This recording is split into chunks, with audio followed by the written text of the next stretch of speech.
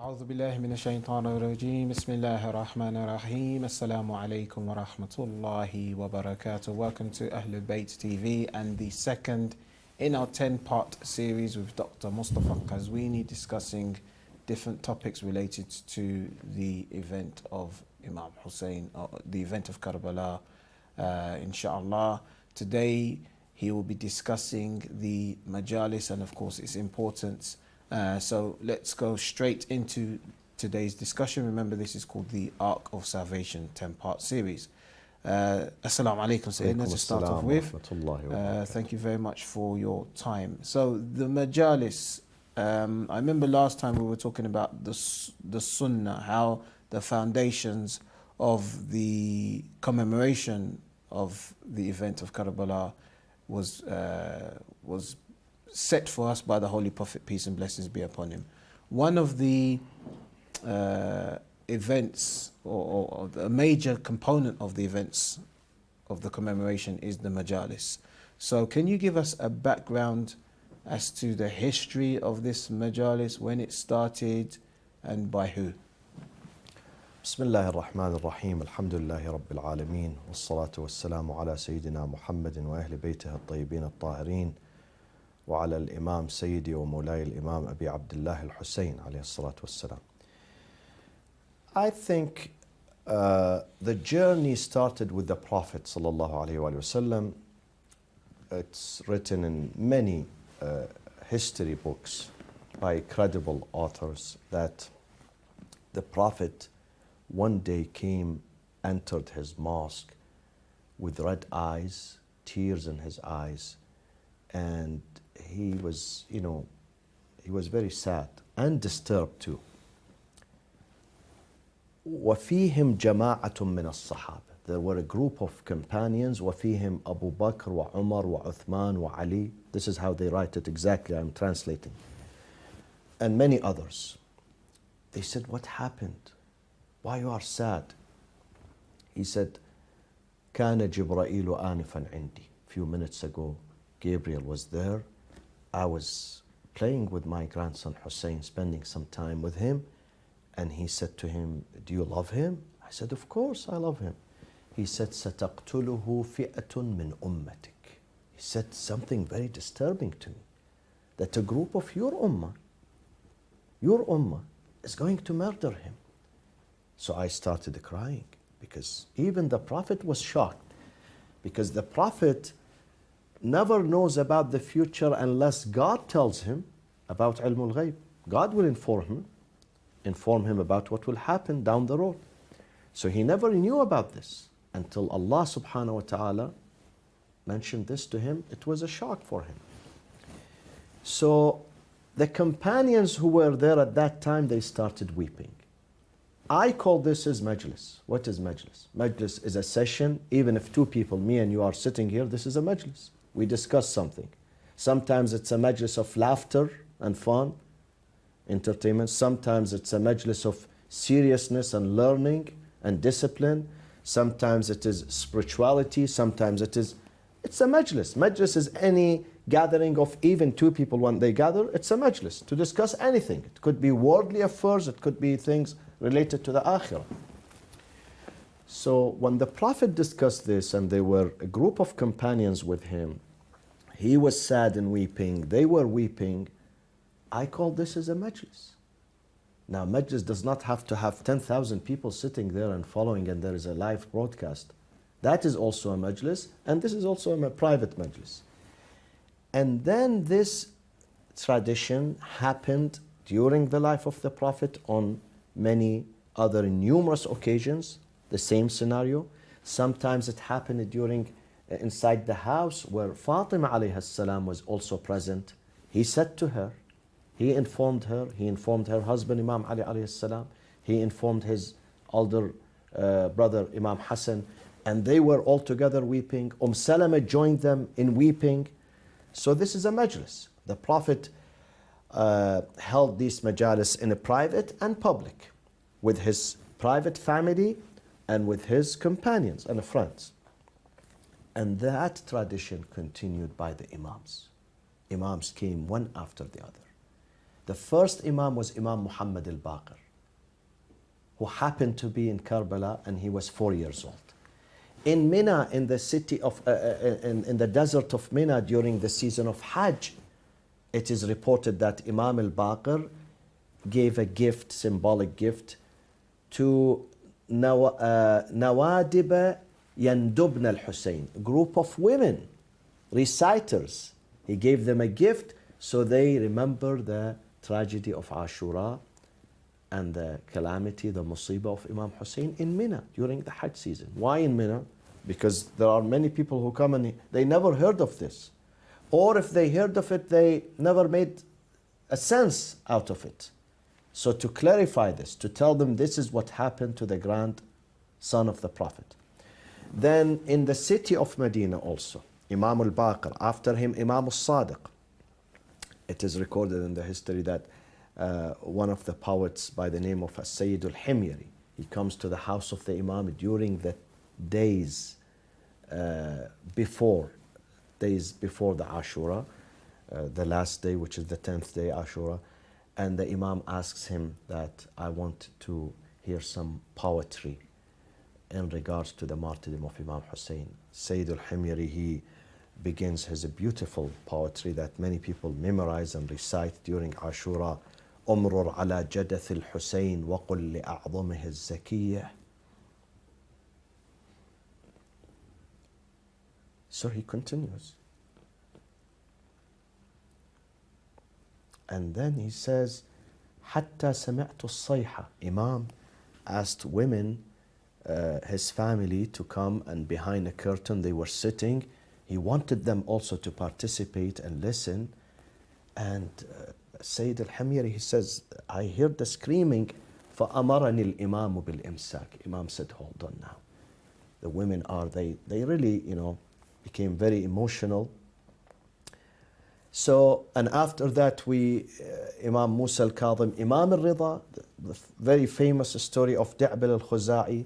Again, he came on the day of Ashura and he says, I see the Imam sitting sad, subdued and not feeling well. I said to him, Yabna Rasulullah, what's happening? He says, you don't know these are the days of sadness for us? These are the days of Ashura, days of sadness, days of a tragedy for the family of the Prophet. And then he says to him, Di'bil, can you recite some poetry? He says, sure, Yabna Rasulullah. And then he begins, مدارس آيات خلت من تلاوة ومهبط وحي مقفر العرصات لآل رسول الله بالخيف من منى وبالبيت والتعريف والجمرات. He says a land which is a holy land, but unfortunately became vacant of its inhabitants because they all were murdered and decapitated, until he reaches this section which is so powerful.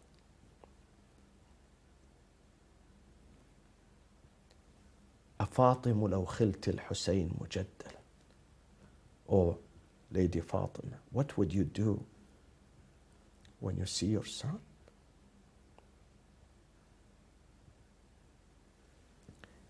So he continues, مجدلا وقد مات عطشانا بشط فراتي, on the banks of the Euphrates, and water is available, and this son dies thirsty with his family.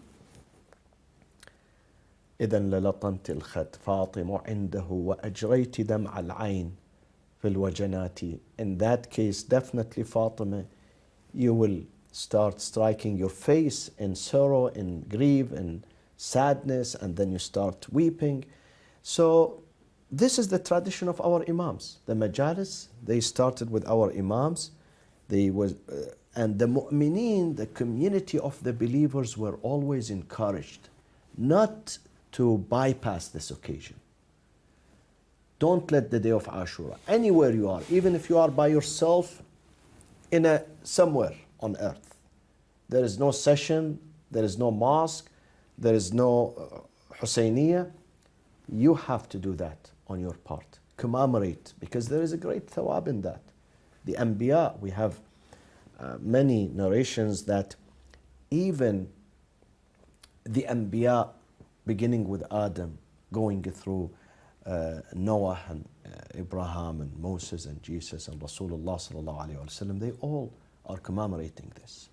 So it became part of the Islamic piety to keep this event warm, alive, so it can impact us. It's not just for the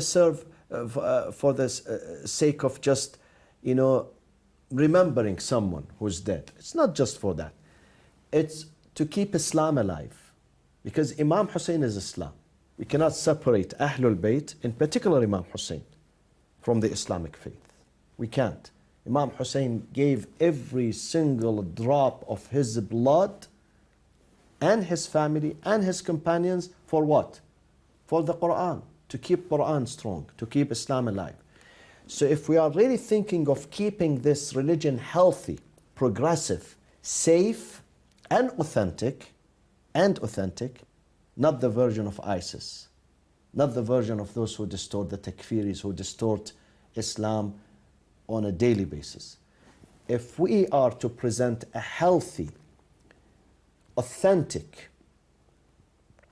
and I would add something else, organic, if you will, version of Islam, it's the Islam that's introduced by the Prophet and Imam Hussein and Ahlul Bayt alayhim as-salam. So we have to commemorate this. The Christians, they celebrate Christmas. It's the birth of Jesus, peace be upon him. It's the birth of a man that brought salvation, light, guidance to mankind. We agree with that. It's a beautiful occasion. Deserves attention, deserves celebration, deserves that you stand there and reflect on this occasion and remind people of it.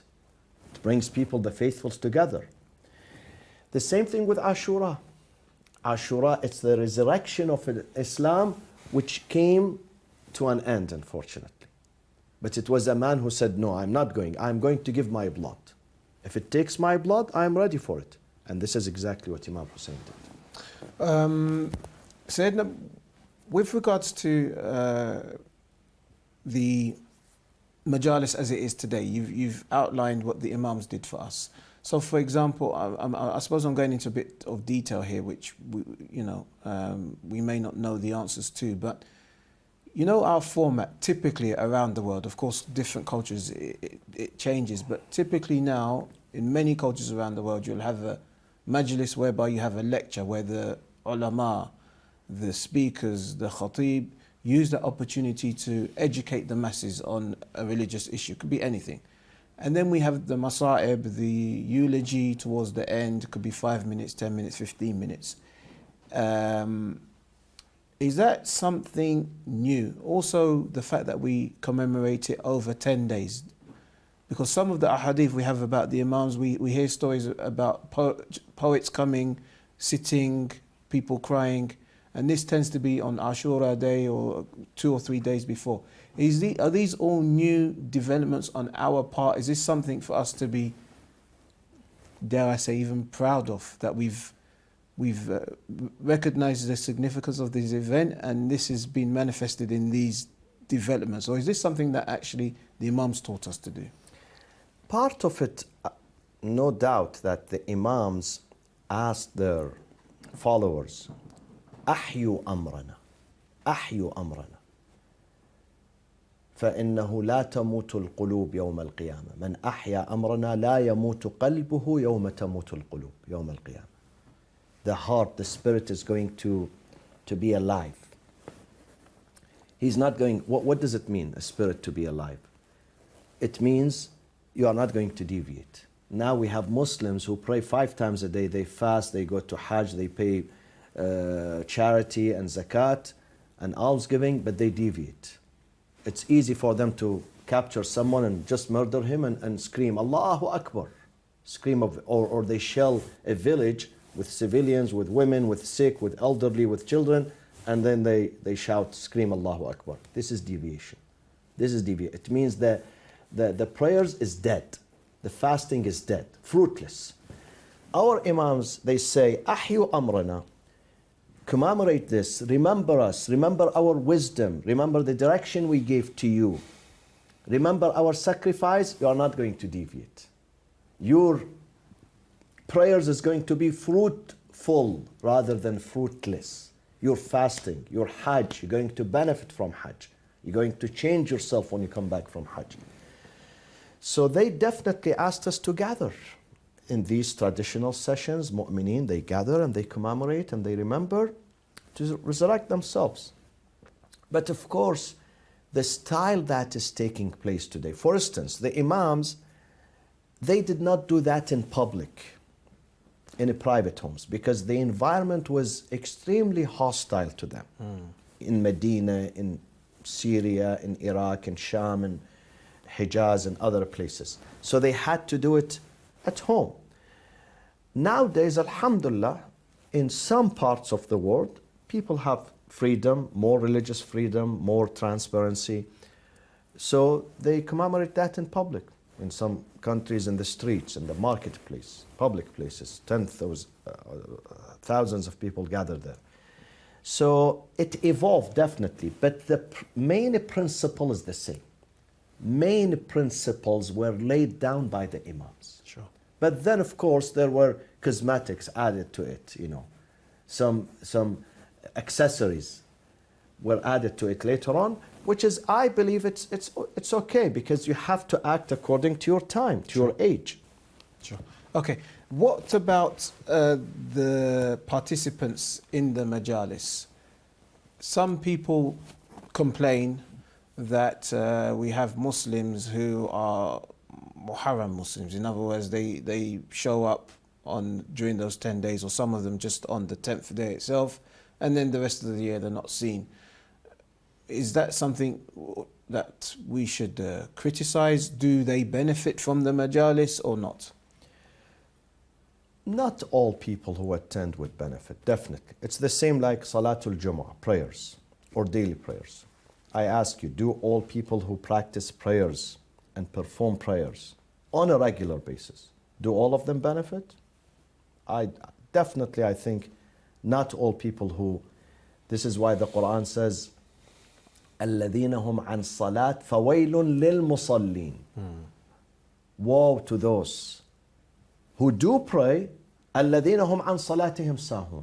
As soon as the prayers is finished, they completely forget about it. So we also have the same thing in the majalis. Many people, they come with a pure intention. This is why I say in the beginning of this season, my first night, my first lecture, I say, my brothers, my sisters, take it from this servant, that when this season begins, you see the crescent of Muharram, the eve of Muharram, do an intention, niyatul qurbah, with Allah, that, oh Allah, please enable me to attend these sessions with sincerity, with dedication, with a sense of a humility, with a sense of submission to you, to your Prophet, to the family of your Prophet, so I can go there and change myself. I benefit. It's an act of ibadah, an act of worship.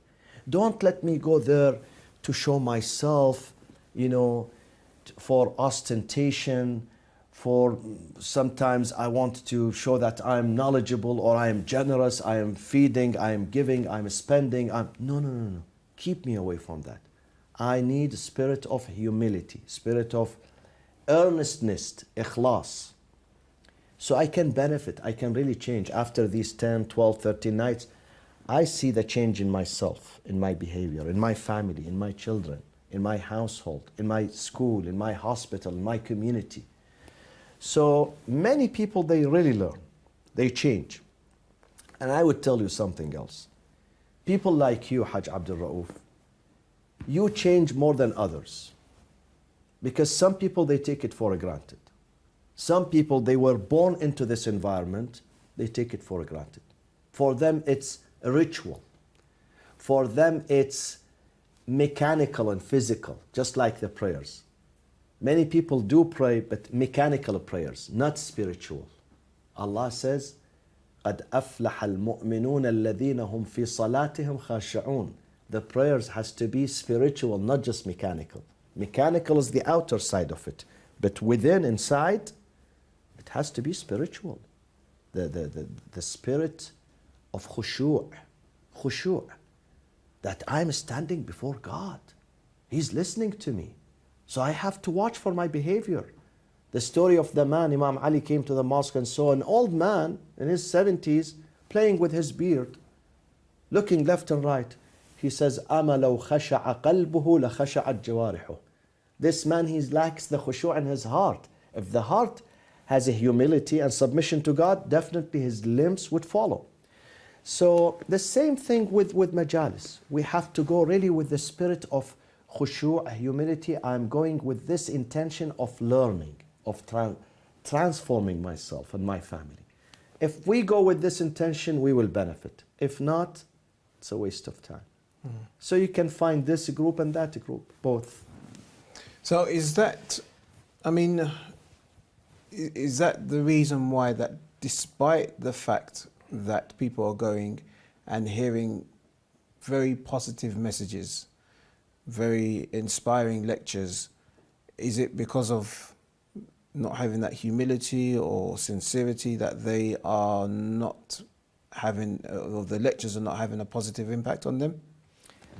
Hajj Abdul Rauf, the lecture is just the beginning, the first step. It has to be followed by other steps. The lecture is a jump start, but then you have to continue. Some people think the lecture is the first and the last. It's the first, but not the last.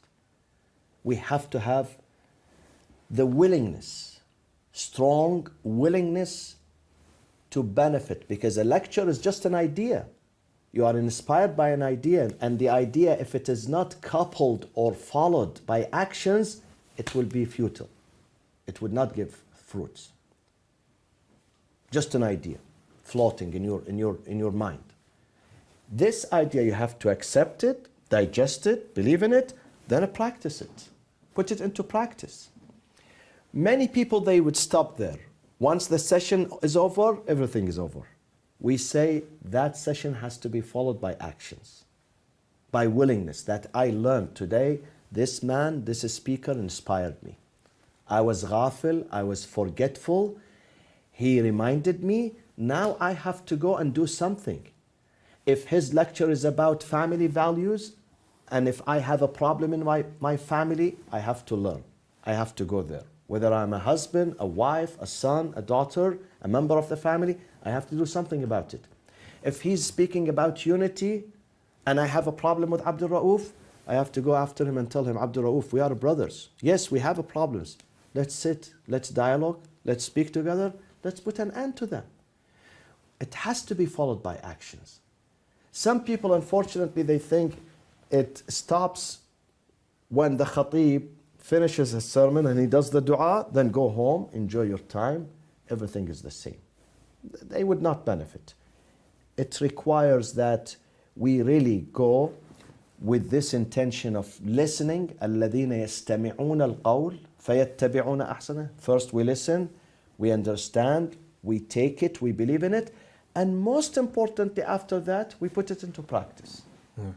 Okay, thank you very much indeed. We're just about to come to the end of today's program, but just as a very last point, do you think that even though apparently some people, and of course inshallah it's a minority of people, apparently some people come away from the majalis of Imam Hussein alayhi salam without benefiting because it doesn't manifest in their lives, do you feel that even despite that there's probably some impact? In other words, maybe a seed has been planted that, who knows, Absolutely. maybe 10, 15 years later will germinate. Absolutely. I heard it from many people who said it was an idea, it was a statement, a speech in the beginning, triggered my mind. And I was processing that for 10 years until I took an action. So definitely, because this is the barakah, why I'm saying we have to have qasdul qurba. We say, oh God, help me. Maybe the help does not come the first week, the first month, but it will be at the back burner there, and one day you will. So these majalis are really important. It's different from other lectures, other sessions, especially the first 10 nights, really. I believe in the spirituality of them, there is somehow some barakah, blessing in them. Believe me. If someone goes really with the intention of humility and qurba to Allah subhanahu wa ta'ala, to sympathize with God, with the Prophet, with Ahlul Bayt, even if the change does not take place immediately, it will be gradual, inshallah. Inshallah. There you have it. Some good news for us all, inshallah. Join us again tomorrow when we'll be discussing the third part of the series, The Ark of Salvation, which will focus more on the speakers and the preachers and their responsibilities, inshallah. Until then, assalamu alaikum.